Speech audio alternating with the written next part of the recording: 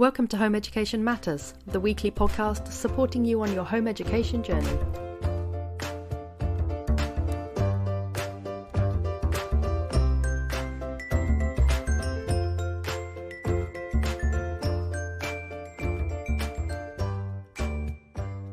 Hello and welcome everybody to the Home Education Matters podcast. Today we're going to be looking at the top tips for new home educators. So all those things that you wish you knew when you started out and wish somebody had told you. So hopefully we will be telling you all of those. And I'm joined today by Helen. Helen is a massively experienced home educator. So Helen, do you want to tell us a little bit about yourself? Yes, hi, thank you for having me. It's lovely to be here. And I've just stopped home educating. My youngest has gone to college this September, but I started home educating in 1992. So we're going to have to do the maths now and work out how long that is. That's a long time. That was 30 years. 30 years exactly. More or less. You need a medal. Oh yeah, they should give them out. Yeah. Do you think the LA give out gold medals for 30 years of service? I certainly deserve one, I think. No, I've loved every minute of it. It's been great. I'm really, really glad that I've done it. Yes, it's had its challenges, but it's overall, I've loved it. And your children are off to college now, are they? Well, my eldest one is grown up with a family of his own. There's a big age gap between my first and second child. So even though I was home educating for a long time, I wasn't home educating tons of children. My middle one is at university and my youngest has just started sixth form. So what do you do with your time now that you've got all that free time? Well, I've been tutoring maths for a number of years, about 7 or 8 years already. So now that means I've got daytime availability for home educators, and I write resources as well, which I've also been doing for about 10 years, but I'm trying to do a few more of those, I think, really. Also take time for myself. I started a pottery class. Oh, how lovely. Is that throwing pots or sort of like molding them by hand? Oh, throwing. Oh, it's lovely. How relaxing. It's funny you talk about self-care, but we probably should have that. We probably should have that as a tip, actually. Don't forget yourself is probably one of the biggest tips you can have as a home educator, because you do tend to neglect yourself a little bit sometimes when you home educate, because your child is always there. So you don't have sort of set hours. So I think it can be easy to forget that you're important too and that you need to do stuff for yourself, right? Absolutely. It's very important. If you don't look after yourself, you're going to end up a bit burnt out. And as well, there is the other advantage that as you explore your own interests and do things that you love, you pass that example on to your own children and your passions, as you demonstrate that you have passions and you've got hobbies that you enjoy. It just encourages your own children to follow their passions and their hobbies as well. I know what you mean, because when I was studying my master's, my children were like 10 and 11, something like that, and obviously home educated. And we used to all sit at the table together, and they would do their lessons and I would do my lessons, and all three of us would do, and I used to call it parallel study, like parallel play, but parallel study. And we would all just sit together. And I think it's very nice, isn't it, if you're also doing a kind of similar thing where some sort of learning at the same time. I think it is lovely to mirror that for your child, right? Well, yeah, that's exactly the reason why I started doing my degree, because I did it with the Open University when my eldest was sort of becoming a teenager, and I thought, I need to set him this good example of study. So I got up every morning and started studying, but unfortunately he was a teenager and he stayed in bed and did not witness my amazing studying abilities. So yeah, I was lucky that my children were sort of 10 and 11, because if I'd done it a few years later, I could have done as much studying as the world could expect, and they would still have stayed in bed. That's true. There was no mirroring when they're teenagers, unless you just stay in bed for the whole time. Okay, so we've already drifted off topic, so that's brilliant. But that's kind of a tip. I think self-care is definitely a big tip. But our first tip is, and this is the one that I think whenever I ask any home educators for their top tip, I think this is the most popular one, which is not to rush into things. So not to rush into buying things, not to rush into signing up for stuff, not to sort of rush into writing timetables or sort of like dashing into sort of choosing subjects. And I think we're all guilty of that, right? I bought so many resources when I first started out. It was crazy. It's true. I think it can be when you're starting out, there's some kind of, it feels proactive to be doing all those things. But then, you've just got all this stuff, and then it starts becoming, oh my goodness, we haven't used these things. Oh my goodness, I've paid for this. I must do it. You must do it every day. And that's kind of counter. Counter efficient? I feel No, like that should be a exactly. word. Yeah, counter efficient. It should be a word. Yeah, I'm trying to think counterintuitive, but it's not the right word. Counterproductive. That's It's right. That's right. counterproductive. The thing is, if you, and we've actually got this as a tip later on, but I think sometimes you buy things and you think this is, I've got to finish this now. Like I've got to pursue it because I've bought it or I've signed up for it, so I've got to do it. And when I think sometimes we find ourselves locked into something and it's difficult for us to reverse out of it. But I do think that if you take that time to begin with, if you pause a little bit to begin with and just get some recommendations from other home educators, see what other people are using, get some reviews. I think those kind of things are very helpful when you're starting out. They are, but again, I don't. It's the other. It's very, very helpful to get recommendations and reviews. But again, you've got to bear in mind that every home ed family is different, and just because something works really well for like somebody down the road or in the next town, it's not necessarily going to work for your child or your family. Yeah, I mean, I think you also made a good point to me when we were off air that the LA, the local authority, expect learning sort of like from day one, right? So, I mean, that learning can look like anything really, but although we say not to rush in, you do need to have a sense of what education is going on, even if it's very natural, sort of organic education.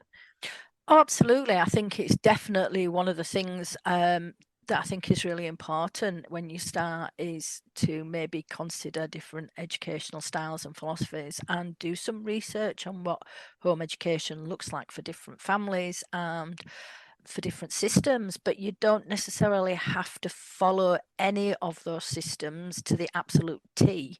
And it's perfectly possible to home educate with a kind of pick and mix eclectic approach, which is really kind of what we did here. But you do need to take your time. But yes, it does have to start from day one, but it doesn't have to look like school.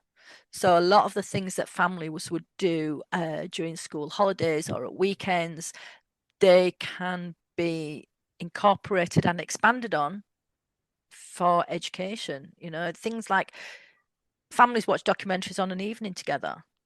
And that is an part of education. It is educational, and you can sit and watch documentaries with your child, talk to each other about what's going on, have conversations, and there is learning happening. You just need to be able to identify that learning's happening, if you like. Would that be covered in deschooling? Because deschooling is a concept that I didn't do because my children never went to school. But maybe you could talk us through deschooling, because I think deschooling is a little bit of that, is understanding that education is more than just what we see in schools. Oh, absolutely, yes. Deschooling is not always for children. I have to say, everybody talks about deschooling the children and giving them the time to recover from school trauma or get school out of the system.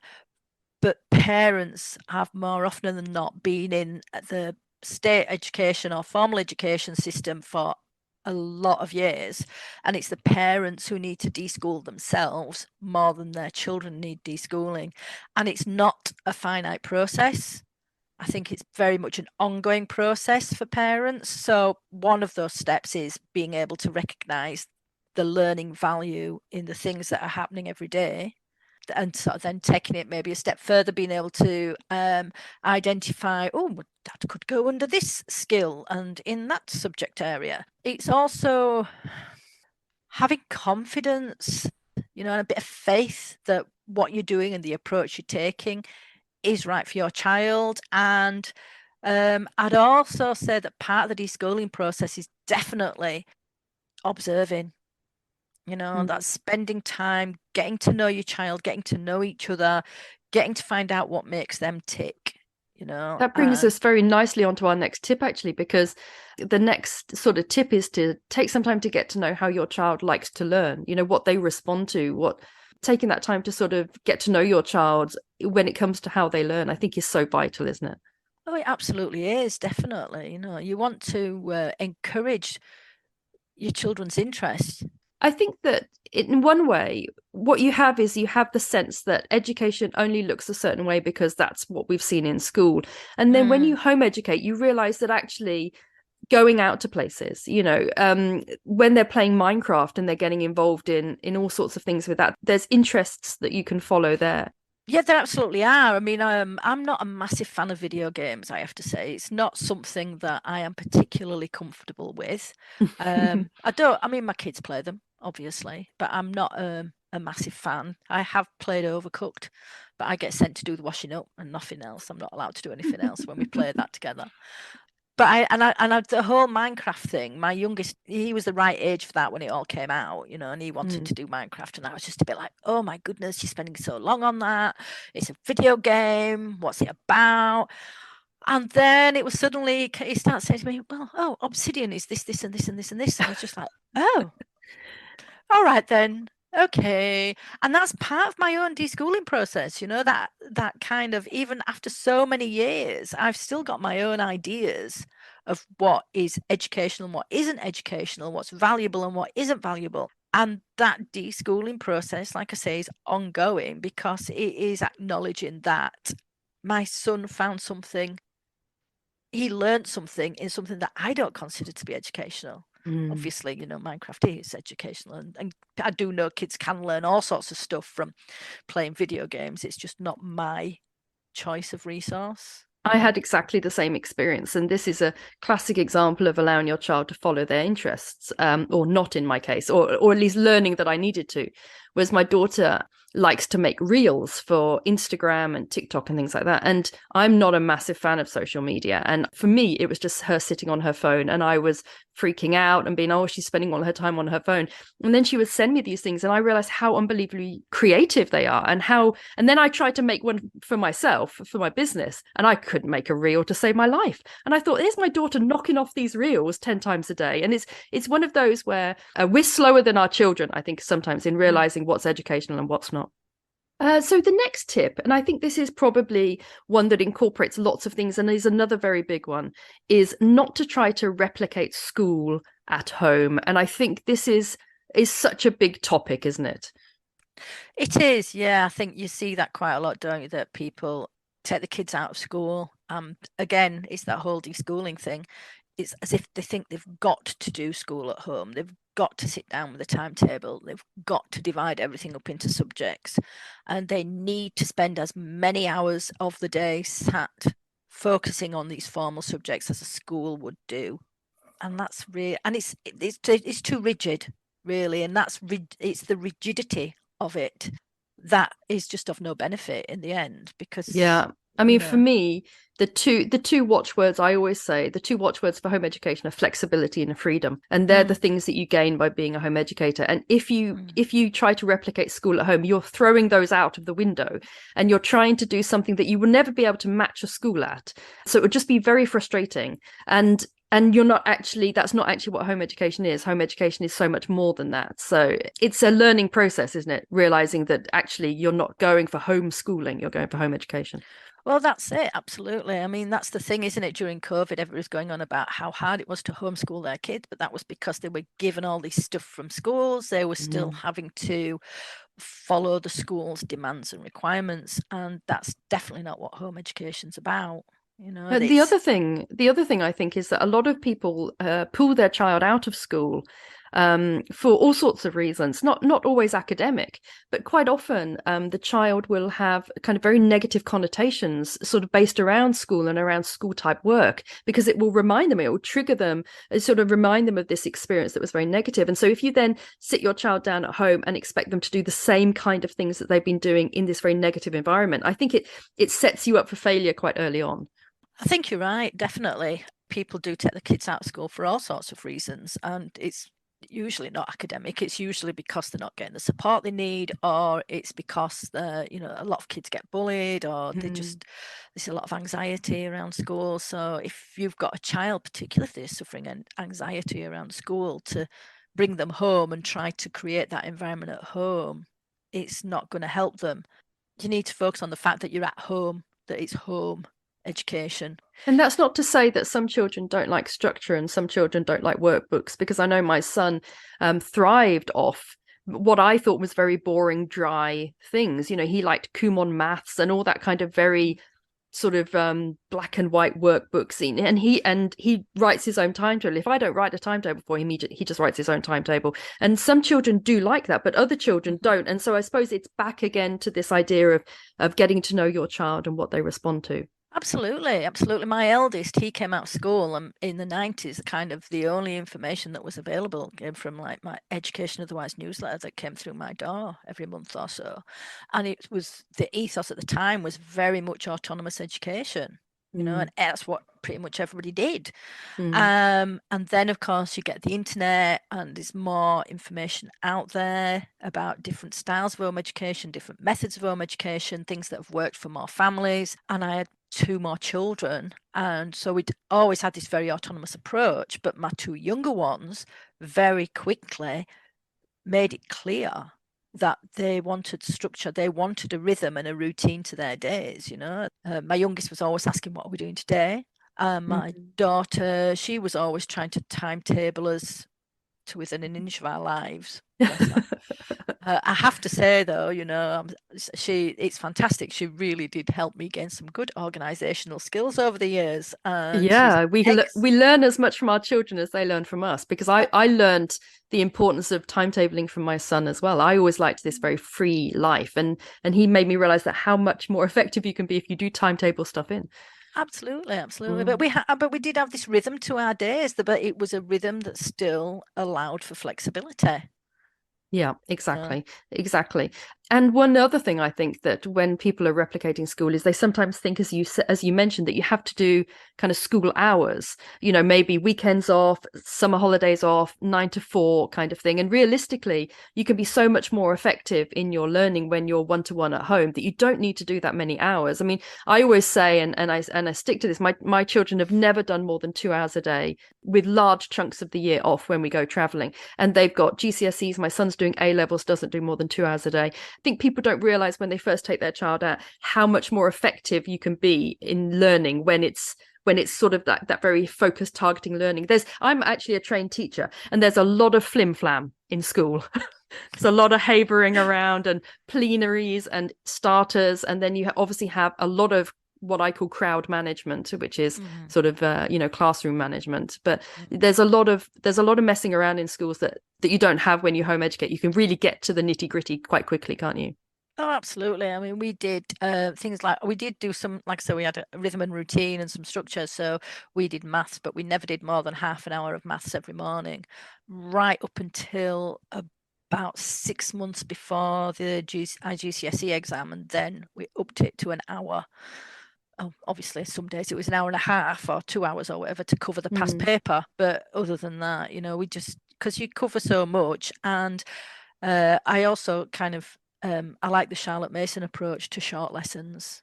I think that's it really works well, because everything, you've got a little new thing to do after a short time. And it means your brain's still fresh, and you can still take in much more information. I found that it was less effective to try to spend longer on certain subjects. This is, through experience, really.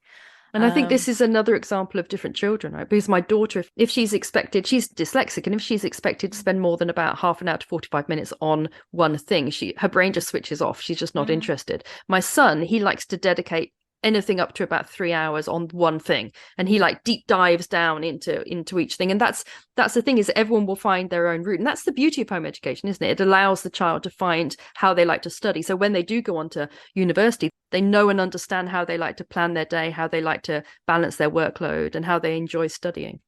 Oh, absolutely. I mean, my kids are all different. So my daughter, the super organized one, when it came to doing her GCSEs, she totally planned everything out completely. She was very independent. She was very much, I'm doing this.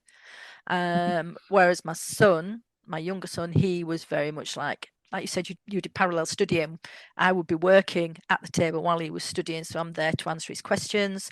We did do some things as a lesson, if you like, a more formal kind of thing, but it was very much he wanted my involvement. He knew what he had to do, and he did sort of say, yes, I'll do this day and this day, and I'll do this in the morning and this in the afternoon. So his was a much more kind of a looser approach, if you like. I think that actually leads us really well onto the next tip, actually, which is that it's really important not to try to compare yourself to either school but also other home educators. And I found this when I started. I mean, I sort of didn't start, I just sort of fell into it. But when my children were younger, as you mentioned, almost all the home educators we knew were unschoolers, and we were reasonably structured because we used to travel around the world, and I like to have, like you said, a kind of rhythm to our days where a certain time of day we would just do what I called lessons, which was, and it could look like anything, but that was the time of day when we did it. And I found myself often sort of questioning myself and thinking, am I doing this wrong because I'm doing it differently to everyone else? And some people like to do online schools, and that's fine if it works for their family. And some people like to do early GCSEs, and that's fine if it works for their children. But I think we can get stuck sometimes in the comparison with other people, can't we? Oh, absolutely, absolutely. There's also, I think as well, when they're very young, it's really easy. Even though I don't educate my eldest, when my two younger ones were coming up to that kind of school age, and all my friends around were sending their children to school, it's really easy to start questioning, whether this is right or not. Fortunately, I was already involved with a local homemade community, so we had that kind of support already. But there were definitely moments when I was thinking, oh, so and so's child is doing this already because this is what they're doing in schools, and we haven't even looked at it. And then realizing, catching myself on really, and sort of going, yeah, but my child is doing this and this, and they don't even do that in schools. So Yeah, it's exactly. and it's not to sort of in a way of saying, oh, we're better than them kind of thing. It's just a realization that children all have different talents, they all have different strengths, and they are all going to progress at a different rate in different areas. Some children are going to whiz away at maths, and some children are going to whiz away at English and be way behind in maths, and vice versa, if you want to put it into a subject area. And I don't think that's where one of the benefits of home education is that you can look at your child's strengths and support those and build those without always going, oh no, these are the weaknesses and we must focus on the weaknesses. That's the thing. In schools, you've got 30 children in a class and they all need to be at the same level because obviously there's only Absolutely. one teacher who can teach. Absolutely. And so realistically, it's just logistically very difficult for them to have everybody at different levels. But one of the sort of the tenets of home education, flexibility, as I mentioned, is that you can allow your child to be very good at one or two subjects. They could be working at a sort of year 10 rate, and other subjects working at a year 6, and that's absolutely fine. And actually it leads us on to the next tip, which is that you can stagger your GCSEs. And this is something that I know that a lot of new home educators find sort of really quite astonishing. They just didn't realize that you could, because we're so used to the idea that you have to sit 10 GCSEs in the summer that you're 16, but that's not the case at all, right? That's true. Yeah, you can really start them as young. Well, I think they can start them as young as they like. I've heard of kids doing maths GCSE when they're like 9 and things like that. Again, that's totally up to you as a family. One of the benefits of being able to stagger them, of course, is that it spreads the cost. And the other one is that it takes the pressure off, which is a big thing, I feel, for us. That was one reason to go ahead with this. It gives the child experience as well, doesn't it? I found that both my children sat an early one at 13, and it was almost like a test at GCSE that we weren't too fussed about, but I wanted them to get used to the process, the idea of revising, sitting, mock papers, that kind of thing. Yeah, we started, both mine did their first, were they 14 or 15? 15, but it would have been the year 10. And the same kind of thing, really. One of the first ones they did was one that didn't really matter. It mattered, they've got a qualification, but it wasn't one that they would need to go forward in the studies that they wanted to do later. Yeah. And we will be doing another podcast, which it will be looking at sort of really in depth, looking at GCSEs as a home educator, because obviously you have to, you have to choose your subject quite carefully, because as you say, you don't want to sit, if your child wants to do maths at university, you don't want them sitting it really at sort of 12, even if they could do, because you're going to have so many like gaps, and the universities like to see very regular and recent study of that particular subject. So you have to choose things quite carefully, don't you, as well? You do, but I don't know if they're so bothered about when they've done the GCSEs. And if it was maths, for instance, you've still got the option of further maths and statistics to keep going with, so that That's you've right. still got more maths that you can keep doing. Yeah, we started with statistics and then went on to maths and then A-level maths, and you can stagger it out in lots of different ways, can't you? You can. From what I understand, it's more about when they've sat the A levels rather than the Yeah. GCSEs that universities are bothered with. But And next tip is home education doesn't have to be expensive. And that is an important point, because I get a lot of people who come on to homeschooling UK and they say things like they can't afford to do it, or they're not clever enough to do it. They're the two things I hear a lot. And these are like the biggest myths, I think, of home education. definitely, if you only live on Facebook, God help us all, eh? absolutely, you would get the idea that, from a lot of the groups currently, that, you need to have tutors, you need to be signing up for online classes, you need to be looking at online schools, you need to be paying for every local workshop going. And to be honest, if I was coming at it with new eyes, I would be really put off by that. Mm. I mean, we didn't use tutors all the way through, apart from music. I'd used them for music, and that's it. But you don't have to use tutors. No, It you don't might have to use online courses. You don't have to no. use online classes. Somebody came on the Facebook group only a few days ago and said, what's the cheapest way that my child can home educate? And I said, you buy, the absolute cheapest way is you buy some textbooks. But I'd go to your library. Yeah, that's true. Go to your library. That is the cheapest way. Get that library ticket. Make good use of your library. Make good use of your local museums. Mm-hmm. Go Mm-hmm. to charity shops. Loads of stuff in charity shops. And there's always textbooks and that kind of thing. Workbooks even sometimes, Look for Yeah. sales. If you're going to be buying books, textbooks and things like that, contact the publishers. Quite often they do discounts. Mm. Sometimes specifically for home educators, or other times if you're doing a bulk buy order. But yeah, and there's so many free resources available online. So many, you don't have to be spending loads of money on subscriptions to this, that, Yeah. and everybody. And I know that kind of sounds a bit weird, because I do write resources that I do sell, but it's kind of like my first thing I would say to anybody is find out what's free, Yeah. and get And it's that interesting. first. It's interesting that you're a tutor and I run a tutor directory, and we're both Mm. saying you don't need to use tutors. Oh, Because you don't. I mean, my children used a couple of tutors for things that I literally couldn't teach, or that they had a real passion for, that I wanted somebody who also had that passion to kind of share it with them. I know when my son wants to do physics at university, and I recruited a physics tutor, and the first thing I said to her was, I said, I don't care about the academics. I want him to love the subject, and I want him to finish your tutoring and still loving the subject as much as he does now. yeah, that's important, I think. Yeah, so we did a lot of music tutors, because that's what my daughter wanted to do, and that's what she went to study at 16. And then the only other thing I've paid for was I bought a distance learning course for physics, again the same Mm, physics, because mm. that's just like, whoa, Yeah. I'm Yeah, it's a bit much. it's not even that it's a bit much, it's that thing of, we I can support them in so many things that they learn because we're interested in it, but really I don't have that much interest in physics Mm. personally. I can do It was fine doing the younger stuff, but he needed that qualification to get on to do A-level physics. So I needed to know that I was providing him with the means to do it. And I felt if I learned it alongside him, I wasn't going to give him that.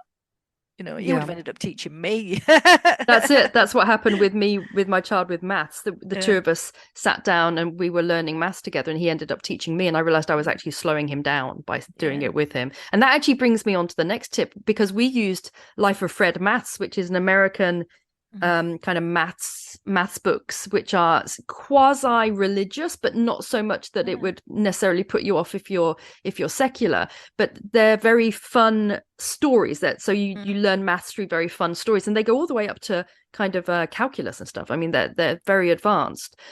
But the next tip, of course, is that the world is your oyster when it comes to home education resources. You know, America has amazing resources. A lot of the sort of far eastern countries have really good resources. Like Japan, China has some very good resources now. Korea, and it's absolutely fine to sort of utilize these as much as possible, right? Well, it is definitely. I mean, we did use a lot of American resources, definitely when they were younger. But what I found was that I was having to adapt things because, first of all, you've got the spelling, the grammar, the language. It's not British English, it's not English. And I spent so much time having to compensate for what we were learning from that it just became counterproductive in the end. It just was. I found the same thing is they would often say things like, oh, you know, this crater on the moon is the size of like 3 Kentuckys. And my children would look at me and go, I have no idea how big Kentucky is. Absolutely. You know, or they would talk about baseball or basketball, and I would have to end up converting everything. Also, the other thing to bear in mind, of course, is that when you get to exam age, the UK curriculum for exams, or at least what the exam board set, that doesn't map so much to the American curriculum. So you need to kind of shift off things like maths and stuff. You need to shift off a little bit earlier if you're doing American stuff. Yeah, I would suggest that too, definitely. Because they do, I mean, they use different terminology than we do as well for certain things. And while that might not matter as an adult out there in in the bigger world, when it comes to an exam, the exam boards are looking for specifics, and it needs to be right. So definitely make sure if you are studying for GCSEs that you are using materials that are geared towards the exam board and the spec that you are studying for. So don't use GCSE stuff if you're going to be doing an IGCSE and vice versa. And again, we'll be doing a podcast on this, talking about the difference between GCSEs and IGCSEs or international GCSEs. But that's another one just to mention that if you are using tutors or online courses or anything like that, make sure that it is mapping to the right GCSE, because if you're doing chemistry, there's no point getting a tutor that is remarkably good at teaching GCSE chemistry because that's what they teach in school, because you'll have to be sitting IGCSE chemistry because it doesn't have the practicals with it. That's true, and there have been problems caused because of that before. I've certainly heard of instances where the tutors people have hired tutors, the tutors taught them a GCSE spec, and then they don't have the kids haven't got the right information then for going into the IGCSE that they're sitting. So yeah, always you're much better off asking other home educators for exam advice than tutors, unless it's an experienced tutor. Or recommendations for tutors as well, I think. Other home educators are the ones to ask. And then our penultimate tip is, and this is another very important one, but they're all important ones, is to get involved in your local community. And I see this because I admin the Homeschooling UK group. I see this all the time, that people come in and ask questions that really you're going to get so much better advice in your local group, because they've got so much more knowledge of your local area. That's true. Yeah, definitely. Really make good use of your local groups, because they will have all the information you need about exam centres, about your local LA as well, because they're all quite different. And you'll be able to find out about meetups and workshops and just talk to people and get general support for what's available where you are. I think meeting up with home educators is probably one of the biggest things, because I home educated for years without really knowing that I was home educating, because we were living around the world. And when we came back to the UK, I very distinctly remember the first home educator I ever met. My children were ice skating, and there was another family of older children ice skating. And the woman came up to me and said, "Do you home educate?" And I thought, I guess I do, because they don't go to school. And we were talking, and she was recommending resources, and it was the loveliest thing, because I felt like it was like a zebra that meets another zebra for the first time. It's like, yes, there's another one of me. And it's very like that, I think, isn't it, when you home educate, is that nothing beats being able to sit and have a cup of coffee with other home educators. Oh, absolutely, because home educators understand really what's going on. We've got, even though every homemade family is different and we all have different approaches and children with different needs, we still have a lot of things in common as well. And one of the main things to be able to do is be able to say to somebody, oh, this has been really hard, without them turning around and saying, well, you should send them to school then. Do you know what I mean? Like So every member of your family would do. yeah. Possibly. The other Yeah. thing I think is worth mentioning is that sometimes, not always, but sometimes on Facebook groups or online, you can get the impression that home educators are, it can feel quite cliquey sometimes, or, a little bit divisive. And people, can sometimes come on and sort of criticize you for making certain choices online. And I have to say, in the flesh, I've never, ever experienced anything like that. In the flesh, home educators are always lovely to each other. But for the most part, yes, I have to say, yeah, yeah. Not always, but for the most part, definitely, but home educators are people like anybody else. You're going to Mm, get on with some, you're not going to get on with others. mm. But yes, I feel like there is a lot less criticism than appears to be on social media. Uh, you Keyboard know, warriors. The things they can get absolutely. away with. Yeah, Exactly. yeah. And I think another important thing when it comes to local groups is that if you're looking for meetups or you're looking for something in particular, it's okay to go on and start your own. If you can't find what you want, then set something up, and people will come. Absolutely, but I would also suggest that you really, if you are new to home education, that you check there's not something already like that going on in your local area. Because I have seen that. I have seen brand new home educators come into the group, into the local home ed group on Facebook and go, I'm setting up this. And it's just kind of, yeah, we've got that going on already. It's Yeah, been I've going on seen about that 5 years, So do check that out. Find out what is going on first. And the other thing is that, just because it's not in your little up your street, you might not be able to set it up your street, but you've got to sometimes be prepared to travel to get to the yeah. meetups and social events that you want to. I always standardly traveled about 45 minutes to pretty much every home ed meetup that I went on. And that wasn't unusual. If you don't drive, however, that is a good opportunity to set something up, where you sort of say, I don't drive, but maybe we can meet at the local playground, or people could come to my house or something. Absolutely, or do something centrally, where if you have got public transport access, like town centres and things like that. If you can, your big town centre park is usually quite a nice one, and it's free as well, which That's helps true. to keep your costs down. It Because certainly does. And yeah, especially when the children get older and you're thinking of exams, keeping the costs down is quite essential, isn't it? Because you have to save up for those GCSEs.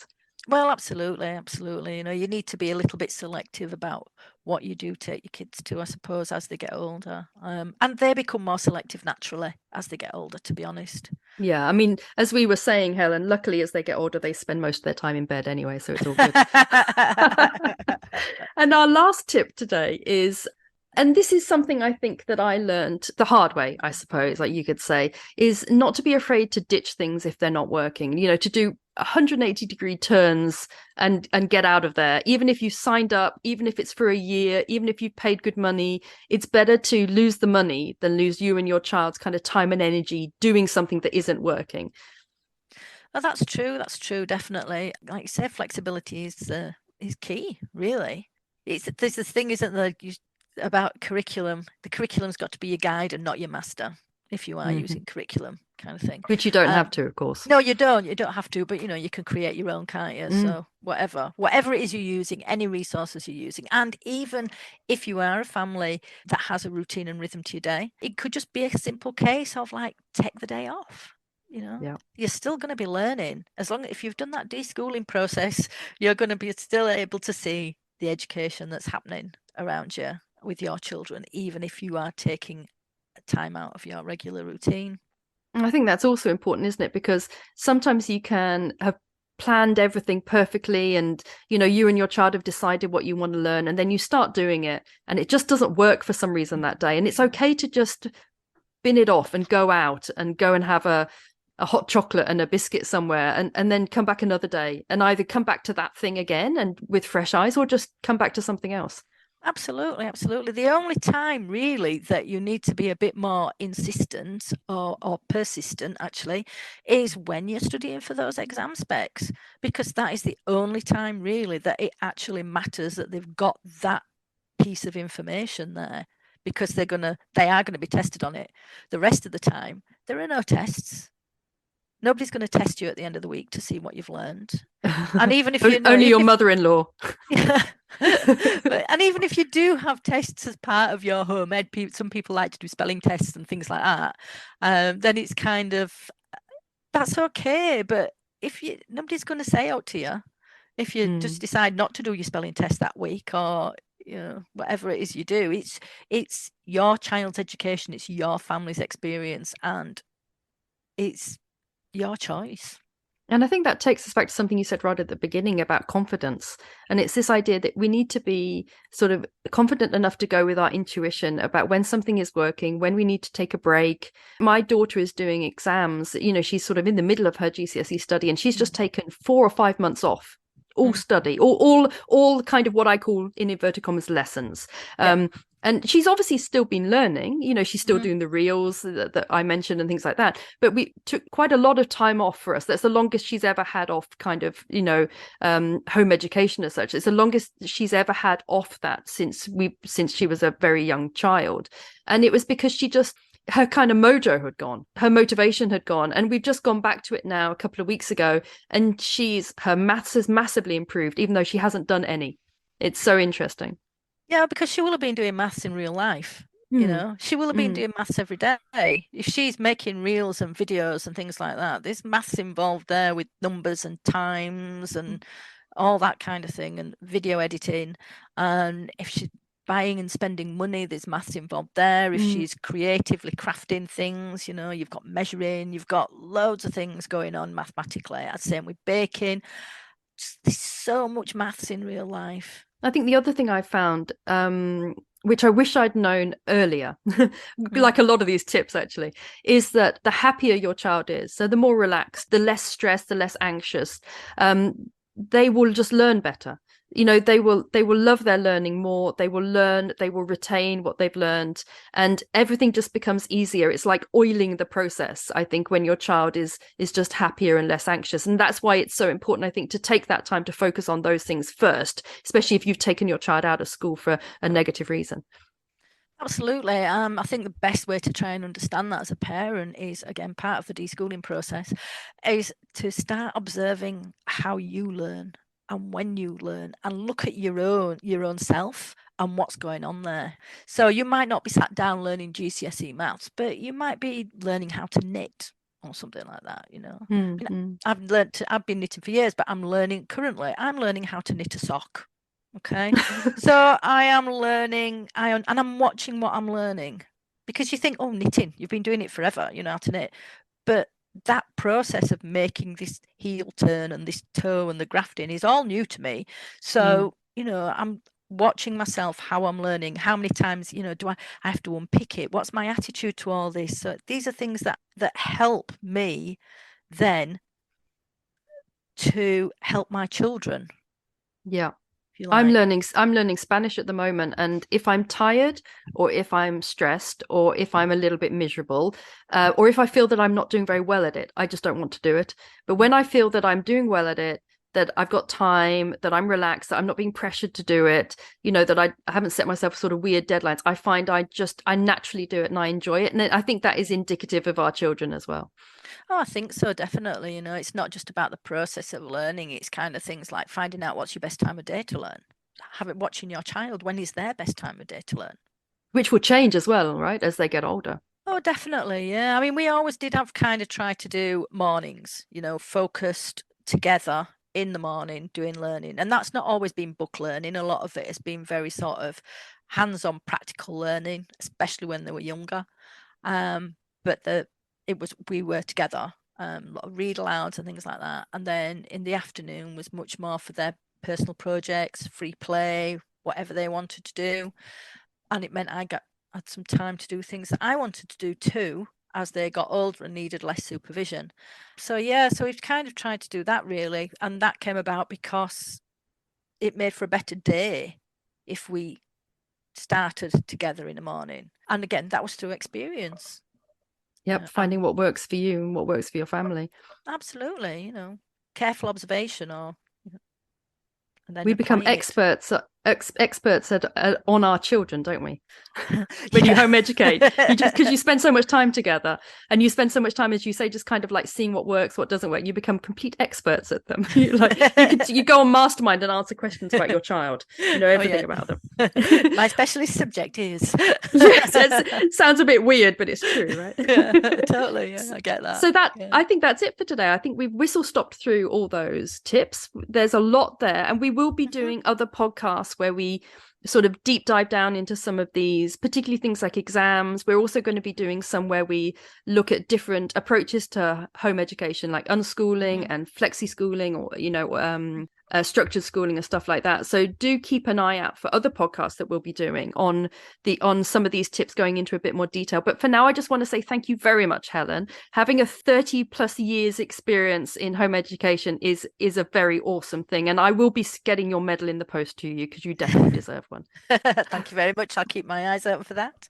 It's been very nice chatting with you today. Thank you so much for joining us for today's Home Education Matters podcast. See you at the next one. Have a lovely day.